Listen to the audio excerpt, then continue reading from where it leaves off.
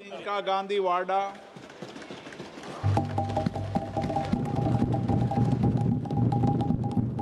अध्यक्ष महोदय जी, आपने आज मुझे इस चर्चा में भाग लेने का मौका दिया, इसके लिए मैं आपको धन्यवाद देती हूं।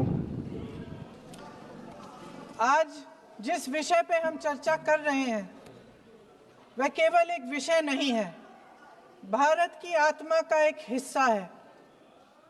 हमारा राष्ट्रगीत उस भावना का प्रतीक है जिसने सोए हुए, गुलामी में सोए हुए भारत के लोगों को जगाया, जिसने उन्हें हिम्मत दी कि ब्रिटिश साम्राज्य के सामने खड़े होकर वह सत्य और अहिंसा के नैतिक हथियारों के साथ सामना कर पाए। आज ये चर्चा एक भावना के ऊपर है।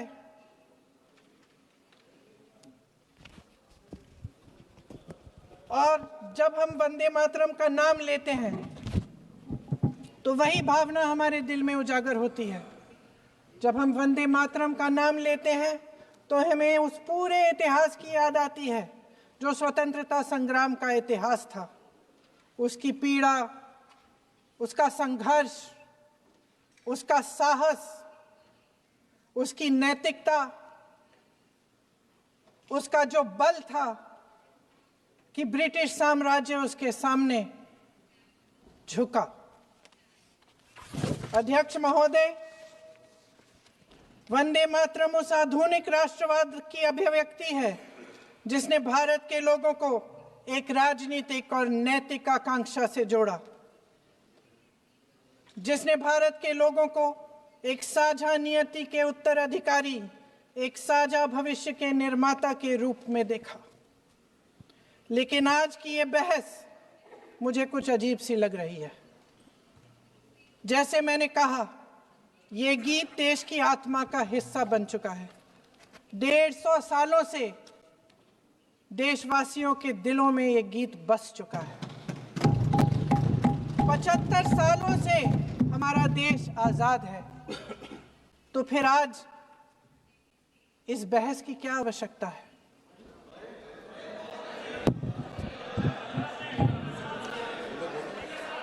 हमारा यहाँ मकसद क्या है? जनता से हमें दिया गया दायित्व, जनता का विश्वास, उनके प्रति हमारी जिम्मेदारी, हम किस तरह से इसका इस्तेमाल कर रहे हैं, हमें ये सोचना चाहिए।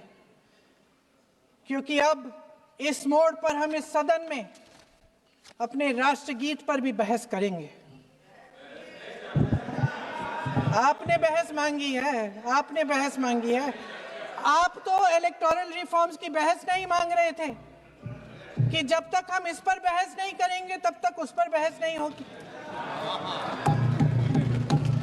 इसकी वजह क्या है? इसकी वजह क्या है? हम आज यहाँ ये बहस क्यों कर रहे हैं? हमारा राष्ट्रगीत है, इस पर क्या बहस हो सकती है?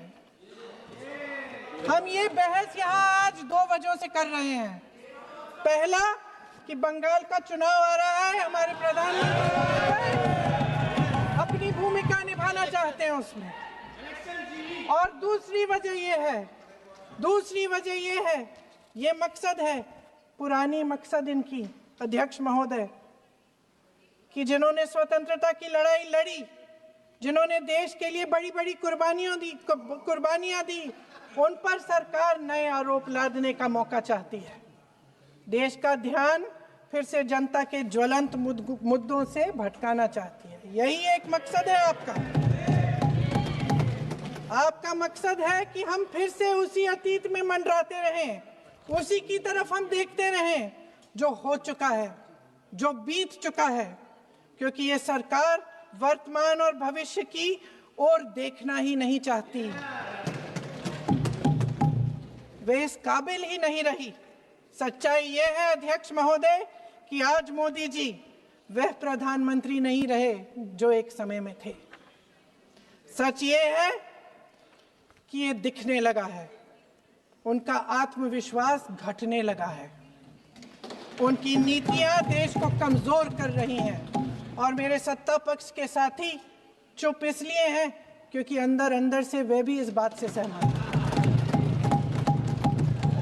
आज देश के लोग खुश नहीं हैं अध्यक्ष महोदय, परेशान हैं, तमाम समस्याओं से घिरे हुए हैं, तमाम समस्याओं से घिरे हुए हैं और उन समस्याओं का हल आप निकाल नहीं रहे हैं। हाँ ठीक है, उसका भी बोल लेंगे, समय आएगा तो उसका भी बोल लेंगे, बल्कि कल समय आ रहा है, चुनाव पे चर्चा होगी, उस पे भी बोलेंगे। अध्यक्ष महोदय, इनके भी अपने लोग दबी जबान में कहने लगे हैं कि सारी सत्ता को केंद्रित करने से देश का नुकसान हो रहा है। इस बीच अगर हम अतीत की बातें नहीं करेंगे तो कौन सी बातें करेंगे? ये किसी और बात के काबिल ही नहीं है, सिर्फ ध्यान भटकाना है जनता का।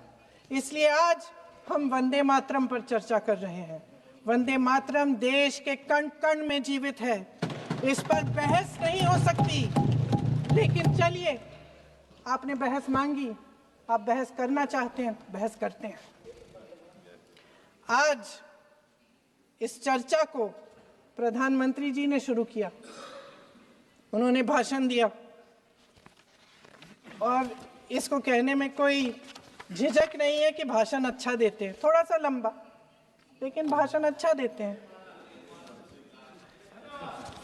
सिर्फ एक कमजोरी है, अगर आप इजाजत दे तो मैं बोलूं, एक कमजोरी है। हाँ, उसी पे बोल रहे हैं, वंदे मातरम पे बोलो आप। अब सर मैंने तारीफ कर ली, थोड़ा आज विषय वंदे मातरम का है तो हम वंदे मातरम पर ही रखें, ठीक रहेगा सर। ये वंदे मातरम पे ही है सर। आपने प्रधानमंत्री जी तक सुना था, अब तो शुरू नहीं हुए। सर भाषण बहुत अच्छा देते हैं, लेकिन तथ्यों के मामले में कमजोर पड़ जाते हैं, बहुत कमजोर। इसमें भी एक कला होती है कि तथ्यों को किस तरह से जनता के सामने रखा जाए। मैं तो नहीं हूं, जनता की प्रतिनिधि हूं, कलाकार तो नहीं हूं।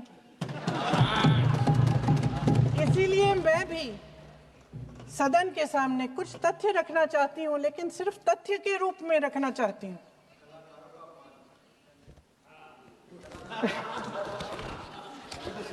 मैं उदाहरण दूं, उदाहरण दे देती हूँ सर, मांग रहे हैं सर।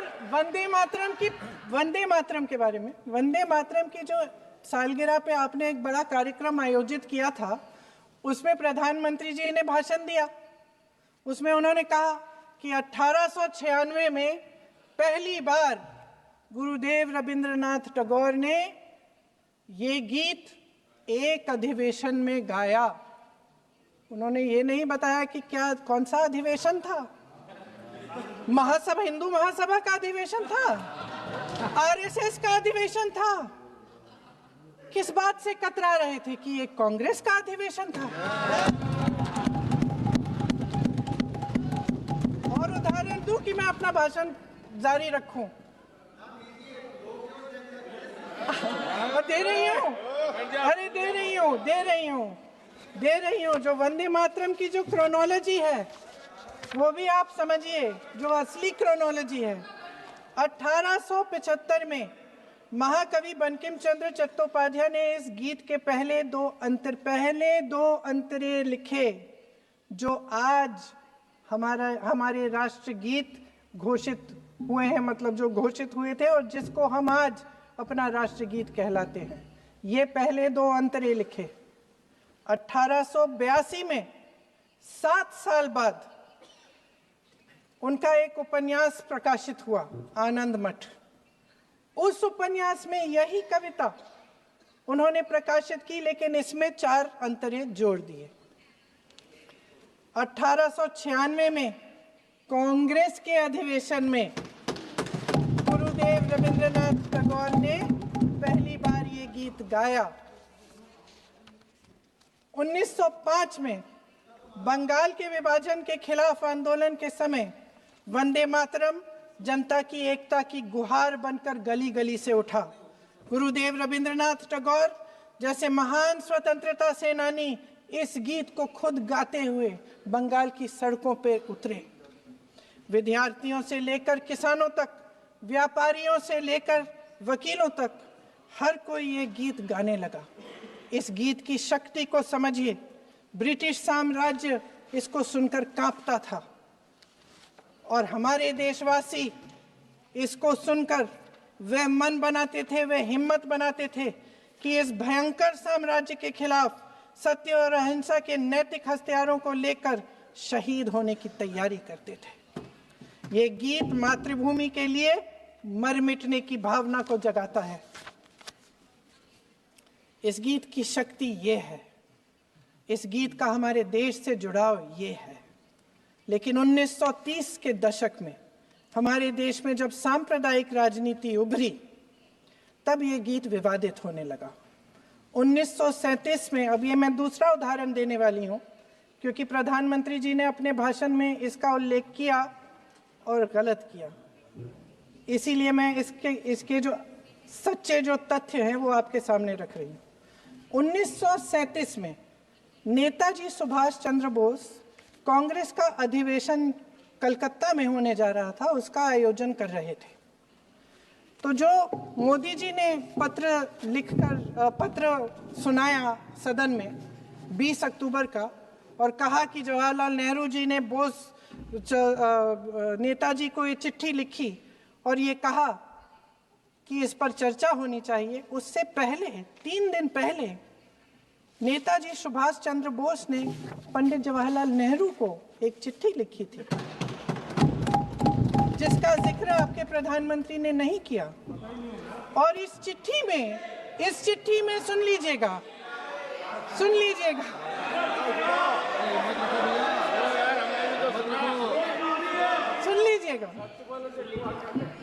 आप नेताजी के लफ्ज नहीं सुनना चाहते? बंगाल का चुनाव आ रहा है।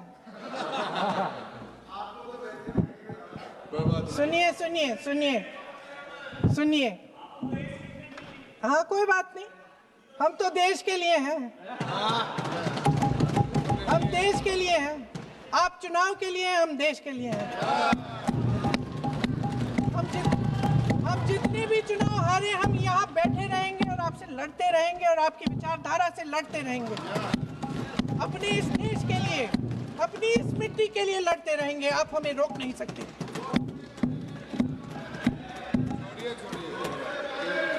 सुन लीजिए सुभाष चंद्र बोस जी ने क्या कहा, सुन लीजिए। My dear Jawahar, reference Vande Mataram, we shall have a talk in Calcutta and also discuss the question in the working committee if you bring it up there.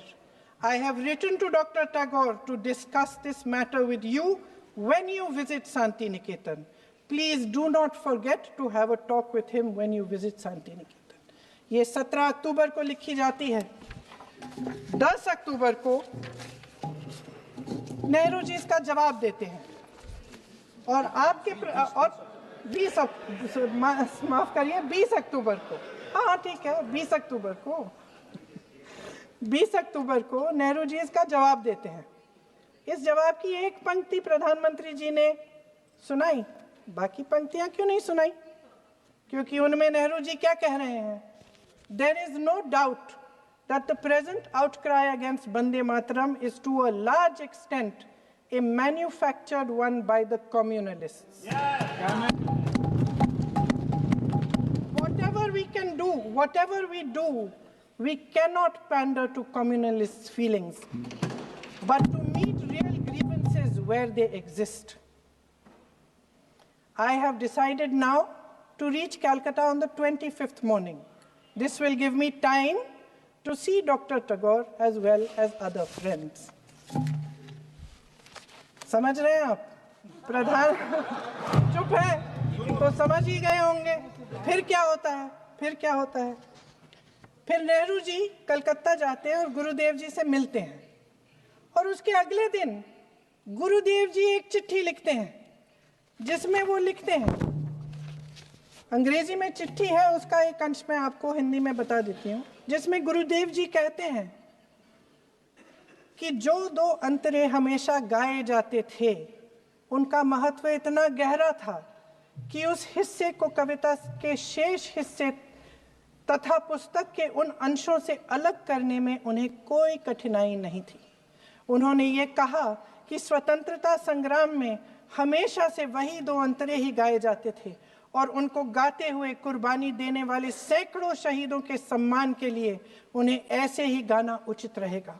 उन्होंने यह भी कहा कि बाद में जोड़े गए अंतरों का सांप्रदायिक मायना निकाला जा सकता है और उस समय के माहौल में उनका इस्तेमाल अनुचित होगा।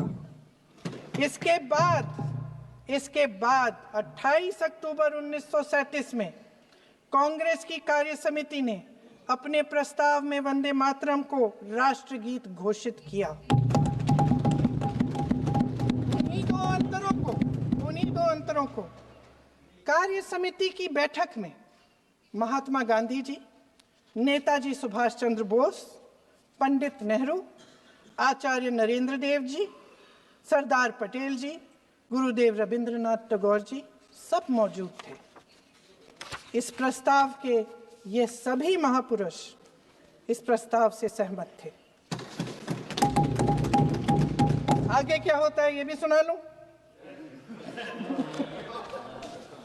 भारत की आजादी के बाद जब इसी गीत के इन्हीं दो अंतरों को 1950 में डॉक्टर राजेंद्र प्रसाद जी ने संविधान समिति में भारत का राष्ट्रगीत घोषित किया, तब लगभग यही महापुरुष मौजूद थे। इनके साथ साथ B.R. अम्बेडकर जी भी सभा में थे और इनके साथ साथ मेरे सत्ता पक्ष के साथियों के नेता श्री श्यामा प्रसाद मुखर्जी भी मौजूद थे।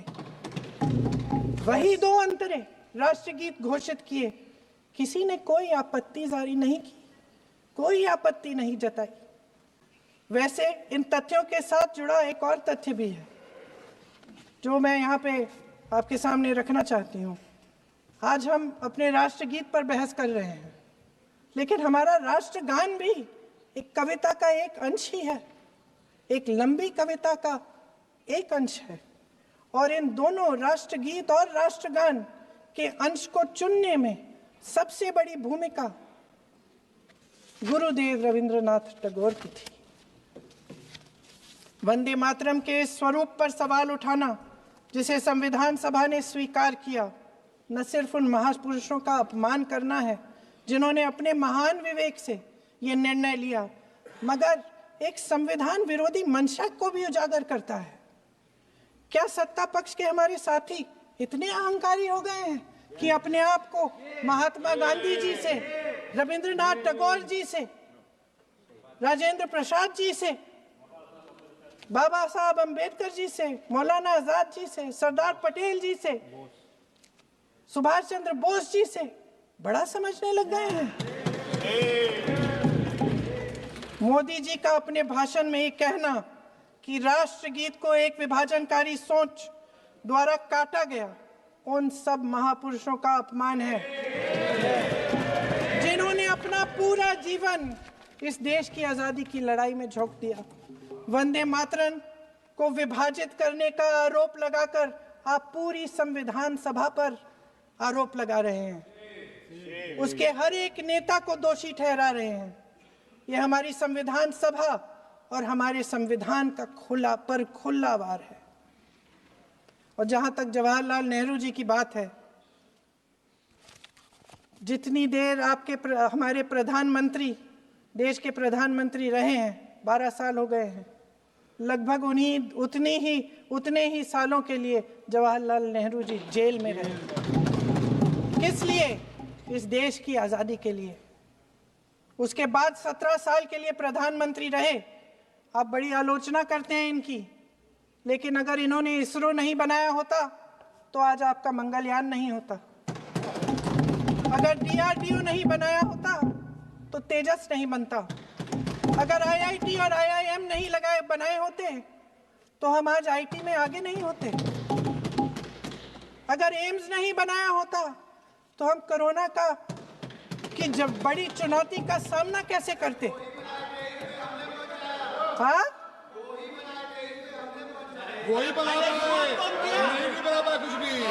इसका मतलब है इस मुद्दे का जवाब नहीं है आपके पास है? अगर इन्होंने BHEL, गेल, सेल, भाखड़ा नंगल ये सब नहीं बनाया होता जो आप सब बेच रहे हैं, तो ये विकसित भारत कैसे बनता? और मत कहिए बाकी पंडित जवाहरलाल नेहरू इस देश के लिए जिए। सुन लीजिए, बाकी भी बेच देंगे जी। पंडित जवाहरलाल नेहरू इस देश के लिए जिए और देश की सेवा करते करते उन्होंने दम तोड़ा।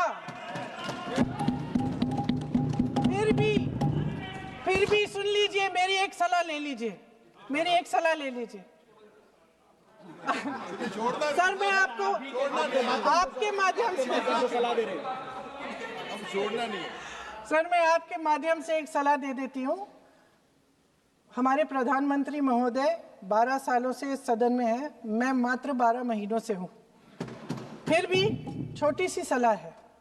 उन्होंने अभी हाल ही में चुनाव था, कुछ महीनों पहले उन्होंने एक सूची निकाली थी कि विपक्षी दलों ने और विपक्ष के नेताओं ने कितने अपमान किए हैं इनके, और उसमें शायद 90-99 ऐसे उन्होंने अपमानों की सूची बनाई थी। तो मैं उनको एक छोटी सलाह देना चाहती हूँ कि नेहरू जी से जितनी भी शिकायतें हैं, जितनी भी गलतियां उन्होंने की आपके जहन में, जितनी भी गालियां देनी है, जितना भी अपमान करना है, उसकी भी एक सूची बना दीजिए। नहीं, बात खत्म नहीं है।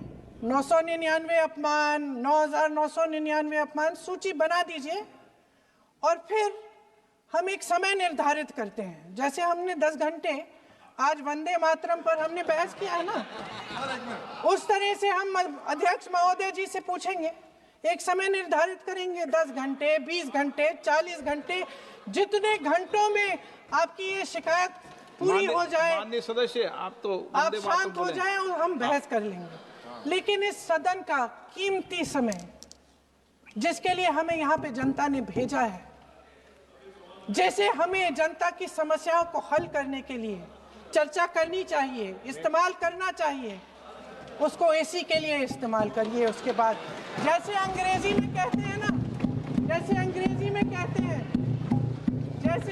में कहते हैं कि once and for all let's close the chapter, close कर लीजिए। देश सुन लेगा क्या क्या शिकायतें हैं, किसने क्या किया, इंदिरा जी ने क्या किया, राजीव जी ने क्या किया, परिवारवाद क्या होता है, नेहरू जी ने कौन सी गलतियां की, सुना लीजिए, फिर खत्म। उसके बाद बेरोजगारी, महंगाई, महिलाओं की समस्याएं, जो पीएमओ में हो रहा है उसकी बातें, उसकी चर्चा, जो बैटिंग ऐप के बारे में हो रहा है पीएमओ के अंदर, आप सदस्य प्लीज, जो एफस्टीन फाइलों में आपके मंत्री महोदय के नाम निकल आए हैं, माननीय उसकी चर्चा करेंगे। आप वंदे मातरम पे बोले, आप इधर उधर डाइवर्ट मत हो।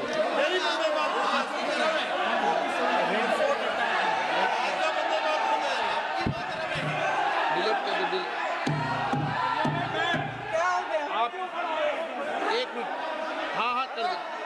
क्या हो गया? अंत में चिड़ी गए।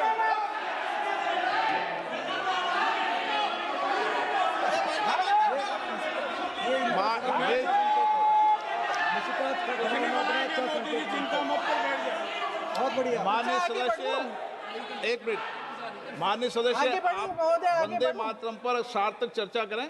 ठीक सर, इधर उधर सर, बात डाइवर्ट मत यही हो। थी सर, संक्षिप्त में बात यही थी कोई डाइवर्ट नहीं कि होना हम चाहिए अतीत अपन में को। बातें करते रहते हैं। माननीय सदस्य नहीं, आप बिना तथ्यों के कोई बात नहीं करें।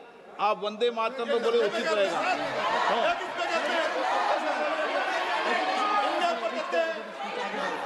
मैंने प्लीज। अध्यक्ष महोदय, मैं आपकी बात मानती हूँ, लेकिन बिना तथ्य के बहुत सालों के लिए ये हम पर आरोप डाल रहे हैं। हम चुपचाप सुनते हैं, इनको भी थोड़ी सी संतुलन होनी चाहिए, सुनने की थोड़ी सी हिम्मत होनी चाहिए। ये राजनीति है, हम बोलेंगे, आप वंदे मातरम बोलें। वंदे मातरम सर। महोदय, आज की ये बहस सिर्फ ध्यान भटकाने के लिए की जा रही है, क्योंकि ये सरकार इस देश के वर्तमान की असलियत छिपाना चाहती है। आज देश का युवा कितना परेशान है, कितनी मुश्किल में है, पेपर लीक होते रहते हैं, बेरोजगारी है, महंगाई इतनी बढ़ चुकी है, इसकी चर्चा हम सदन में क्यों नहीं कर रहे हैं? आरक्षण के साथ जो हो रहा खिलवाड़ है उसकी चर्चा हम यहाँ क्यों नहीं कर रहे हैं? महिलाओं की बात होगी, बड़े बड़े ऐलान होंगे, मगर उनकी परिस्थितियों को सुधारने के लिए कोई ठोस कदम यहाँ क्यों नहीं उठाया जा रहा है? इन्हीं दरवाजों के बाहर खड़े होकर पत्रकार तरह तरह, आपने कहा कि आरोप मत लगाइए बगैर तथ्य के, तो मैं बोलूं कि नहीं बोलूं? नहीं, बिल्कुल नहीं। सर क्यों नहीं बोल? नो, आप उधर की बात मत बोलो। आप जल्दी से बोल लेते हो, फिर आप सदन में बंद जो कर कुछ देना। भी बोले हैं वो तथ्यों से बोले। आपको हर चीज ऑथेंटिक करनी पड़ेगी, इसलिए आप तथ्यों से बोले। तत्ते पे लगाए। अच्छा सर, बड़े बड़े शहरों में प्रदूषण है, लेकिन हम इस सदन में बैठकर सिर्फ छोटी छोटी बातें करेंगे। जी, जो अतीत की बातें हैं ना, जो बार बार आप चाहते हैं कि हम पीछे देखें, लेकिन हम आगे भविष्य की बात, वर्तमान की बात, जो असली समस्याएं हैं उनकी बात न करें, ये छोटी बात होती है। आप में हिम्मत है तो भविष्य की बात करिए, हिम्मत है तो बात करिए कि बेरोजगारी क्यों है, कि पेपर लीक क्यों होते हैं। आप चेयर को एड्रेस करें। आपको अच्छा, खत्म कर लेती हूँ, चेयर के एड्रेस करो आप। अध्यक्ष महोदय जी, सच्चाई ये है कि इनका शासन दमन का शासन है। इनकी राजनीति दिखावे की राजनीति है, इवेंट मैनेजमेंट की राजनीति है, चुनाव से चुनाव तक राजनीति है, तरह तरह के ध्यान भटकाने वाले मुद्दों की राजनीति है। वंदे मातरम इस देश की उन्हीं उम्मीदों की गुहार है जिन्हें आपका शासन हर रोज ठुकरा रहा है। आज भी सरहद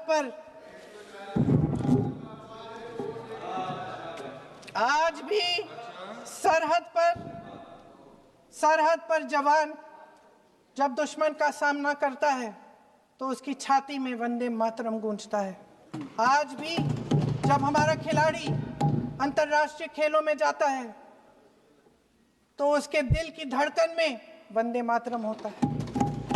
आज भी इस देश के करोड़ों देशवासी जब अपने राष्ट्र ध्वज को फहराते हुए देखते हैं तो उनकी जबान पर वंदे मातरम, वंदे मातरम, वंदे मातरम आता है। कांग्रेस के हर एक अधिवेशन में 1905 से लेकर आज तक सामूहिक तौर पर वंदे मातरम गाया जाता है। आपके अधिवेशनों में गाया जाता है कि नहीं, ये बताइए। अपने देश की आत्मा के इस महामंत्र को विवादित करके आप एक बहुत बड़ा पाप कर रहे हैं। इस पाप में कांग्रेस पार्टी शामिल नहीं होगी। ये राष्ट्रगीत वंदे मातरम हमेशा से हमें प्यारा है, हमेशा से हमारे लिए पवित्र रहा है और हमेशा के लिए हमारे लिए पवित्र रहेगा। धन्यवाद।